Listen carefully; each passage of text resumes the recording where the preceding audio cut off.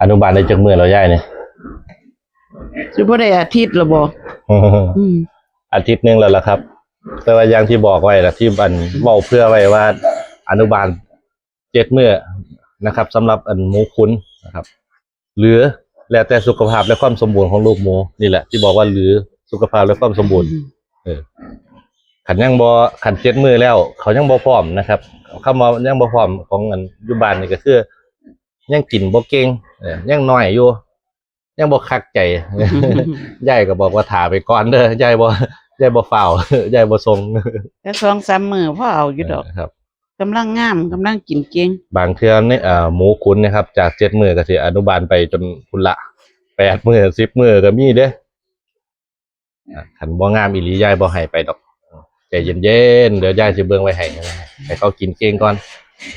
มีคือกันครับหาลังคอกนะครับอ้อยคือกันอ้อยตั้งแต่ในคอกคือกันนั่นครับแต่เขายังบ่พร้อมที่จะกินจังซี่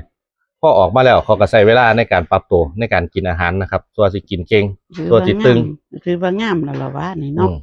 งามอยู่แต่ก็ยังบ่อ้วนปานใดเด้2-3 มื้อครับเดี๋ยวสิส่งแล้ว